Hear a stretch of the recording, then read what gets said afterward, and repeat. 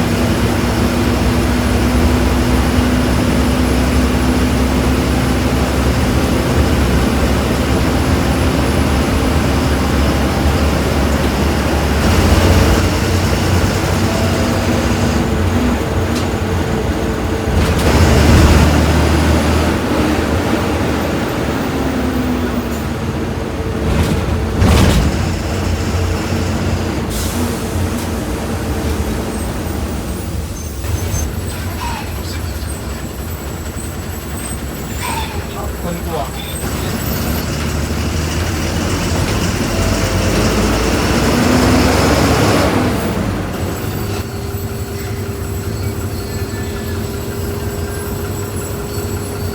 नंदुरबारपासून जवळपास 40-42 किलोमीटर अंतर गाडत आता आपण पोहोचलो अक्कलकुवामध्ये. आणि या गाडीचा जो रूट आहे ना तो खूप इंटरेस्टिंग आहे. सुरुवातीला ही जी गाडी आहे ती महाराष्ट्रातून गुजरातमध्ये येते आणि गुजरातवरून परत महाराष्ट्रात येऊन परत ही गाडी गुजरातसाठी जाते. म्हणजे असं महाराष्ट्र गुजरात असा या गाडीचा इंटरेस्टिंग असा रूट आहे. बॉर्डर स्टेट तुम्ही पाहिलं असेल. आणि गाडी तर एकदम जबरदस्त आहे. या गाडीचं सस्पेन्शन बघाल ना तर एकदम कम्फर्टेबल एकदम जबरदस्त असं सस्पेन्शन आहे या गाडीचं. असं वाटतं की एकदम कुठल्या तरी लक्झरी बसमध्ये बसले असं. म्हणजे एवढे जबरदस्त सस्पेन्शन आहे. ही जी गाडी ती 3x2 कॉम्बिनेशन मध्ये येते. या जे सीट आहेत ना ते आता आपल्या इकडच्या 3x2 सीट्स तुम्हाला जर माहिती आहे ह्या जे 3x2 सीट्स आहेत ना ते मीडियम साईजचे आहेत. जास्त कमी पण नाही जास्त लांब पण नाही. एकदम आरामात पॅसेंजर बसतील अशी कम्फर्टेबल अशी सीट आहे या गाडीची. आणि अक्कलकुवाच्या डेपोमध्ये आपली बस जाते इथे. बहुतेक गाडीच्या टायरमध्ये हवा भरायचं काम चालू आहे. तिथे भरलं नसेल नंदुरबारमध्ये तर इथे ट्राय करता येईल. या गाडीची केबिन बघाल ना तर एकदम मोठी आणि प्रशस्त अशी केबिन आहे. ड्रायव्हर लोकांसाठी सीट जे दिलेले आहेत ना एकदम मस्त आहे. पाहू शकता तुम्ही अशी काहीशी ड्रायव्हर केबिन आहे आणि खूप मोठा एरिया आहे. याआधी पण आपण विठ्ठलवाडी आगाराचा एक रूट केला होता. विठ्ठलवाडी कल्याण ते अक्कलकुवा तो रूट बघितला नसेल ना तर बघून घ्या. एकदम मस्त असं रूट आहे तो. काही बोला पण या गाडीचं सस्पेन्शन खूपच भारी आहे. आता इथून गाडी आपली परत गुजरातच्या हद्दीमध्ये एंटर मारणार सेलंबाला.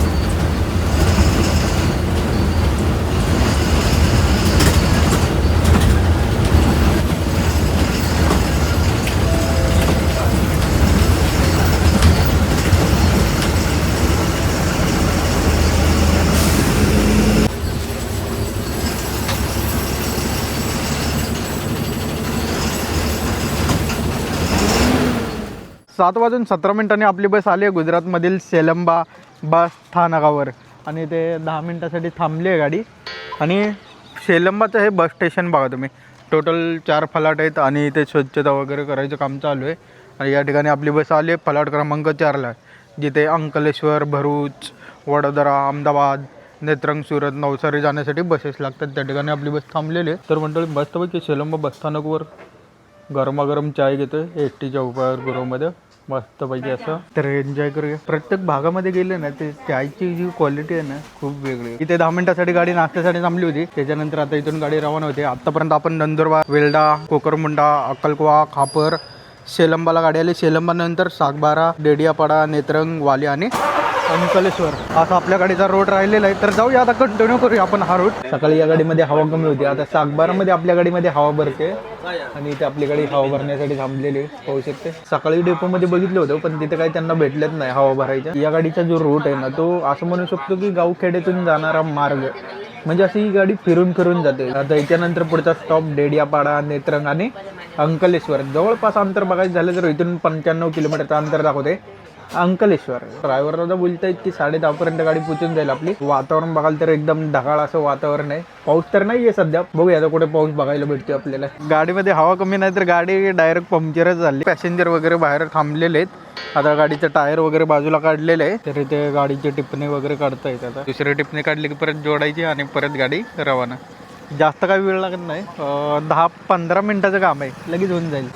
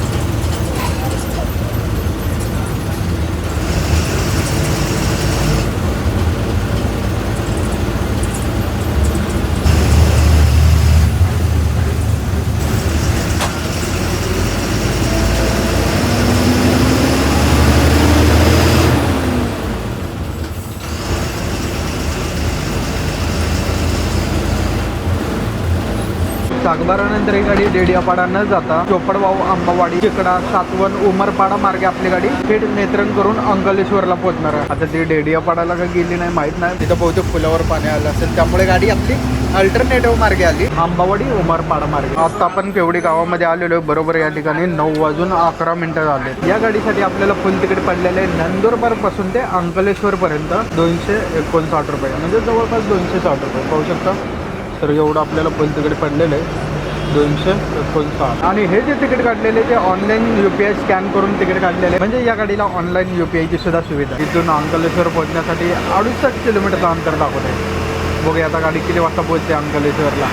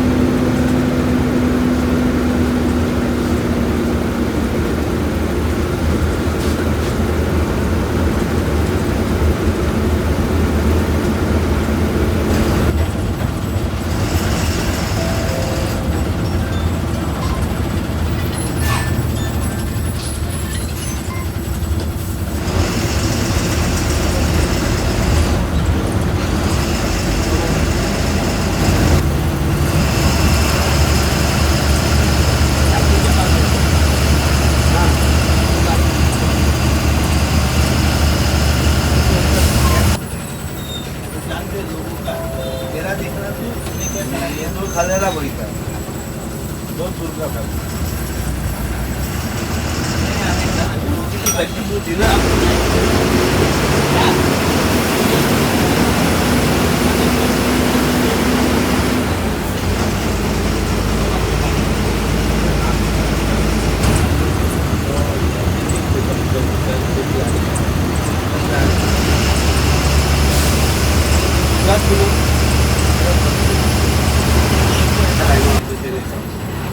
भाड़ा लगा लिए लगे तो व्याज की भाड़ा लगा लिए, ये तो व्यवहार है ना, व्याज की भाड़ा लगा लिए.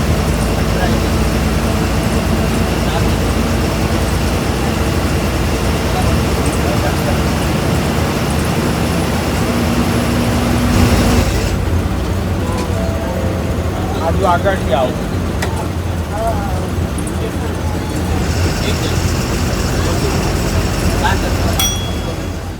फायनली मंडळी आपला रोड कंप्लीट झालेला आहे आणि गाडी कोणत्या मार्गे आली तुम्हाला तर माहितीच आहे. नंदुरबारवरून अंकलेश्वर पोहोचण्यासाठी आपल्याला जवळपास 5 ते 5.5 तासांचा कालावधी लागलेला आहे. तर अशा पद्धतीने आपला रोड कंप्लीट झालेला आहे. महाराष्ट्र गुजरात एकदम इंटरेस्टिंग असा रोड होता. सध्याच्या पावसाळी सीझन मध्ये आपण गुजरात साईडचे प्रवास टाळतोय, कारण तुम्हाला तर माहिती आहे पाऊस खूप झाला या ठिकाणी आणि कुठं दरड कोसळली, कुठं ब्रिज ब्लॉक झालाय, म्हणजे बरेच घटना घडलेल्या आहेत. त्यामुळे आपण गुजरात साईडचे जे प्रवास आहेत ते थंडीच्या महिन्यात करणार आहोत. तर मंडळी तुम्हाला हा छोटासा आंतरराज्य प्रवास कसा वाटला नक्कीच कमेंट करून सांगा. आणि चला मंडळी हा प्रवास आपण इथे एंड करूया आणि भेटूया नवीन अशा मोठ्या लॉंग रूटवर. तोपर्यंत आपल्या चॅनलला सबस्क्राईब करा, लाईक करा आणि शेअर करा. भेटूया पुढच्या ब्लॉगमध्ये लवकरच. चला बाय.